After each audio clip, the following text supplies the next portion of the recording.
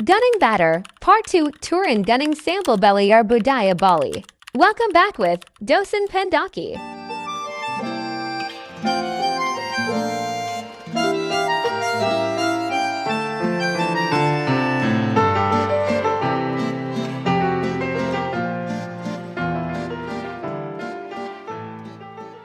Di mumpung lagi santai gini nih ya, aku mau tanya-tanya nih ya. Oke, Kan Beli kan orang Bali asli ya, Baliaga ya. Beli coba ceritain sedikit dong tentang filosofi kehidupan masyarakat di Bali. Oke, filosofi kehidupan masyarakat di Bali ya. Oke, di Bali ini kita sih berpedoman pada yang namanya Trihita Karana. Trihita Karana, tri itu artinya ketiga. Tiga ya. Trihita Karana itu adalah keharmonisan hidup kita di Bali ini. Nah, salah satunya Trihita Karana yang pertama kita ada namanya palemahan. Palemahan. Ya, palemahan itu adalah hubungan manusia dengan alam. Ya, makanya alam di Bali seperti pohon itu ada kain, mungkin pohon mungkin disembahyangi, karena itu kita menjaga keharmonisan kita hidup dengan alam dan lingkungan ini. Ya, betul. Nah, yang kedua kita itu ada namanya pawongan. Pawongan. Ya, yang pertama ya, palemahan ya, pawongan. dengan alam. Ya. Kalau pawongan? Ya, pawongan kata wong berarti kan manusia. Wong ya manusia. Ya, manusia artinya itu keharmonisan kita hidup antar umat manusia. Manusia dan manusia. Hubungan manusia dengan manusia, makanya di Bali ini sangat kental dengan kita ada istilahnya adatnya. Nah, karena kita selalu menjaga hubungan harmonis dari lingkungan kecil dengan keluarga kita, dengan adat kita dan dengan semuanya. Artinya ya. Dan ketiga, yang kedua itu pawongan. Yang ketiga kita ada parahyangan gitu ya. Kata yang berarti berasal dari kata yang menguji atau Tuhan. Itu betul, hubungan manusia dengan Tuhan. Makanya kalau ke Bali disebutlah dengan Pulau Seribu Pura. Iya, atau Pura Dewata atau pulaunya para dewa, karena ini hubungan manusia dengan dewa dengan bayangan. Makanya sering lihat upacara sembahyangan. Nah, itu untuk sembahyang dan lain-lainnya itu dari sejak dini kita memang sudah diajarkan dari dasarnya dari orang tua sendiri dulu. Nah, untuk mendalami lebih tentang yang namanya kita Hindu Bali, itu kita ada pelajaran juga di sekolah di tingkat SD. Ya, di Hindu Bali itu kita berbeda dengan Hindu di mungkin orang mengenal Hindu kan India. Kita berbeda awalnya. Jadi kita berbicara kitab ya sama Weda itu dari India, dengan buku, dengan kisah Mahabharata, dengan Ramayana kita tetap dengan pakai itu yang dari India. Nah, terus di Bali ini sebelum agama itu masuk kita sudah ada tradisi. Ya, jadi mereka sudah ada persembahan mengikuti tradisi adat itu sendiri. Jadi datanglah artinya agama Hindu itu masuk, kita jadi artinya mix itu antara Hindu, agama Hindu dengan tradisi budaya dan tradisinya yang sudah ada. Jadi mungkin orang melihat wisatawan yang mancanegara, wisatawan lokal melihat itu kita sedikit berbeda. Iya, berbeda.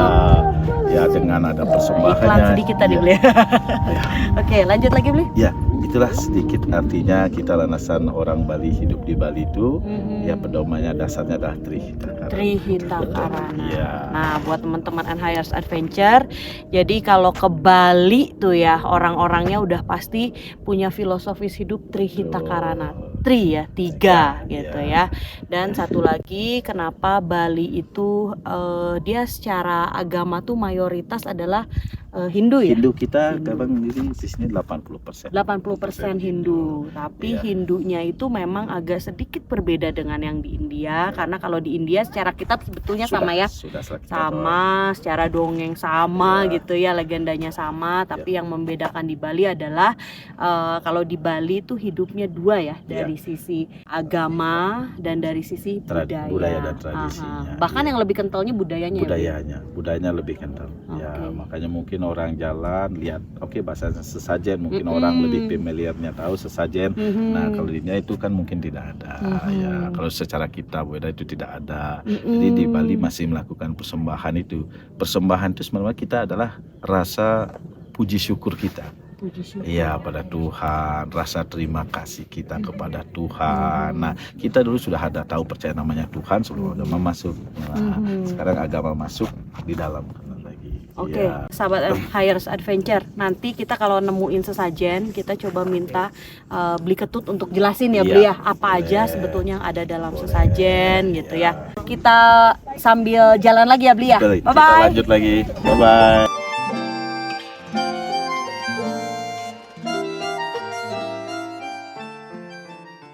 Beli, ini tuh kayak kabut, tapi kayaknya bukan. Soalnya kabut panas gitu. Apa sih ini, Beli? Oke, kita sekarang kan berada di puncak Gunung Batur. Nah, Gunung Batur ini kan salah satu gunung berapi yang masih aktif yang ada di Pulau Bali. Ya, jadi kenapa bilang aktif? Mereka masih mengeluarkan asap belerang. Ya, bisa coba tangan sini. Air ini panas sangat ini. Ini. Nah, ini beda. Dia asap. Iya, Nah, betul. Aduh, panas banget ya sebelah sini, panas banget nih. Ini panas, ini air juga panas. Nah, ini menandakan bahwa gunung ini masih aktif. Ya, kalau dia sudah tidak aktif, ini tidak akan ada belerangnya ini. Nah, masih ada bau-bau belerangnya seperti ini. Nah, ini masih aktif. Dia terakhir meletusnya ini di tahun 1997. Oke. Iya, cuman peletusan 1997 bukan daerah sini, dia ada di sisi kanan. Tepatnya di posisi kita ada sisi kanan. Oke, bisa tunjukkan ke bawah itu ada yang hitam itu black lava. Ya, black lavanya itu adalah percikan batu letusan dari tahun 97. 97 dan sekarang masih hitam, masih hitam. Ya. Beli, berarti kalau bisa dibilang adalah si Gunung Batur ini kan kalau gunung yang lain tuh kelihatan ya, Beli ya, kawahnya. Betul. Ini tuh berarti tersimpan dalam masih batu-batu ini masih tersimpan. Dalam artian orang banyak masih tidur. Iya. Bernapas tapi masih tidur. Iya.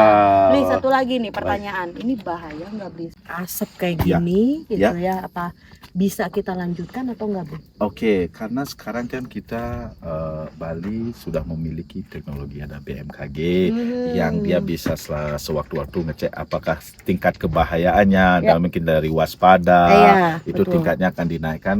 Kalau memang kita tidak bisa mendaki, akan ada pemberitahuan dari pihak BMKG bahwa itu sudah tidak aman untuk mendaki, bahwa gunung itu sudah mulai awas, tidak awas ya. Berarti di areal pintu masuk tidak boleh, itu tidak diinfokan ya. Jadi akan dilarang untuk mendaki seperti itu. Nah, untuk sekarang ini masih aman ya. Aman ya.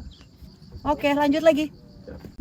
Guys, kalau udah nemuin jalan yang setapak gini, ini kita benar-benar harus hati-hati ya. Jadi harus fokus gitu, karena memang jalannya setapak dan kiri kanannya ini udah curam.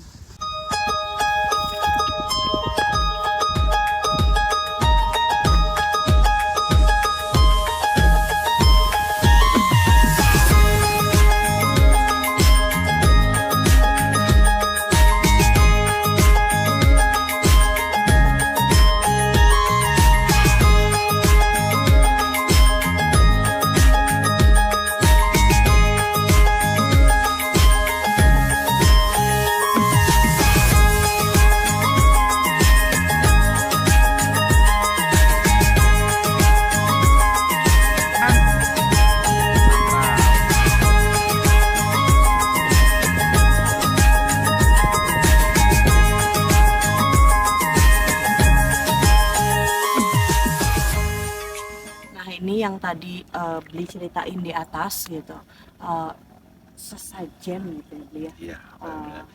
Kalau kita sebutnya sih canang sari. Canang sari. Nah, ini adalah kumpulan-kumpulan canang sari. Kita bisa lihat ke sini ya. Beli, coba jelasin dulu. Baik. Pertama, fungsi canang sari. Yang kedua, isi dari canang sari sendiri, Beli. Oke, baik. Canang sari adalah sarana umat Hindu Bali untuk melakukan puja atau persembahyangan.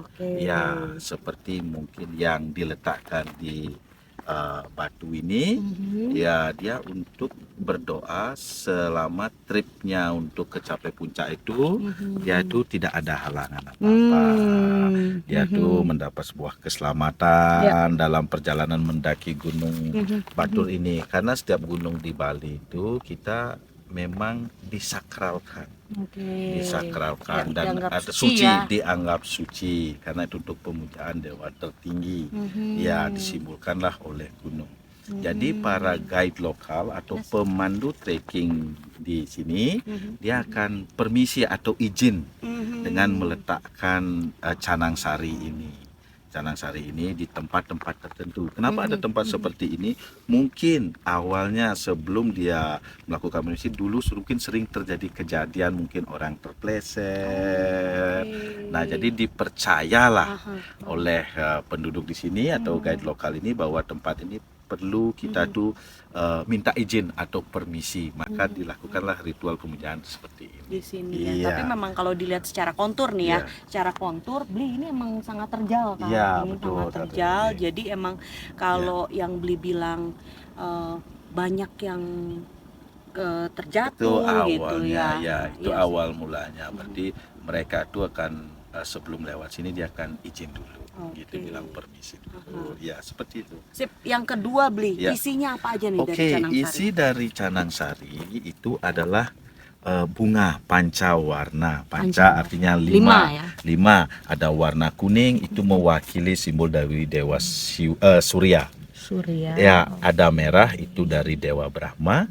Warna ungu ini sebenarnya melambangkan warna hitam. Dari Dewa Wisnu, ya. Terus ada putih juga Batara Surya. Terus di tengah-tengah dia mix ini berapa 5 warna. Itu adalah Dewa Siwa.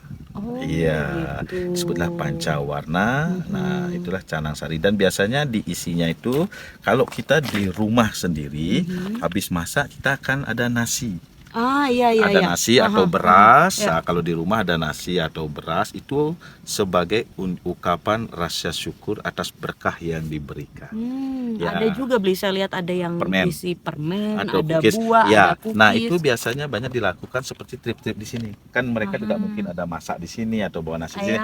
Jadi dia itu mengungkapkan rasa syukurnya disimbolkan oleh dengan permen kayak apa cookies, apa yang kita ada. Yang kita bawa saat betul, itu saat itu ya, seperti itu. Terakhir Beli, ini dupa ini fungsinya buat apa? Dupa sebenarnya perwakilan artinya untuk kita itu lebih kusuk atau lebih fokus saat melakukan persembahyangan. Biasanya juga sebagai waktu sampai dupanya habis gitu. Baru kita boleh menggeser artinya canang sari. Kalau secara wewangian ada wangi khusus nggak Beli? Wewangian biasanya kita memakainya kalau di sini itu kita ada ini dia biasanya pakai bunga wewangian itu. Dari pandan ya, pandan. Betul, dia wangi ya. Kayak ini wewangiannya, dia harum-harumnya seperti ini, potong-potong. Ini dia pakai, dia masih pakai dari pandan itu yang hijau ini gitu. Ya, dupa ini asapnya ngepul ke atas lebih mewakilkan biar doa kita tersampai dengan asap masih ke atas. Lebih seperti itu. Keren banget Beli penjelasannya. Kita lanjut lagi ke bawah ya. Siap. Kita lanjut lagi ke bawah. Ya, kurang lebih seperti itulah tentang canang sari. Balik lagi sahabat Enhayers, ini udah jam 9.33, kita udah turun dari Gunung Batur. Dan ini view pada saat kita turun ya, namanya Pura Pasar Agung. Artinya apa Beli? Pasar Agung ini sebenarnya pura yang terletak di dasar atau di bawah kaki gunung. Di setiap gunung seperti Gunung Agung, gunung ini kan Pasar Agung, Gunung Batur.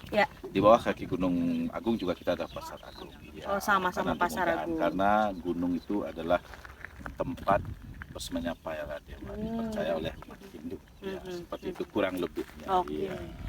Kita review lagi ya tadi perjalanan kita. Dari mulai naik itu sekitar jam 4 ya, terus kita sampai sampai puncak itu sekitar jam setengah 6 ya, setengah 6 lah ya, gitu ya. Jadi kurang lebih 2 jam. 2 jam. Dan pulangnya pun sama, gitu ya, 2 jam. 2 jam betul, karena kita pulangnya mungkin kalau kita ambil trek yang pada umumnya 1,5 jam kita sudah bisa. Oke. Karena kita tadi mengambil trek yang bukan diambil oleh para pendaki. Sebelumnya aduh. kita ada keliling sedikit Ya, di kalderanya, itu makan waktu kurang lebih 30 menit. Jadi kita 2 jam. Oke. Jadi kita tadi naik di awal starting point sama ending pointnya tuh beda ya. Beda, Aha. iya. Jadi bisa ngerasain deh Iya. seluruh experience-nya dari Gunung Batur Betul, ini. betul Oke. sekali. Terima kasih banyak Bli udah Sama-sama, nemenin sama-sama. kami di sini. Iya, sama-sama. Oh ya, untuk sahabat and hires, nanti kalau misalnya mau ke Bali gitu ya, mau naik gunung Ya. atau mau keliling Keliling, Bali iya, ya Bli ya. betul.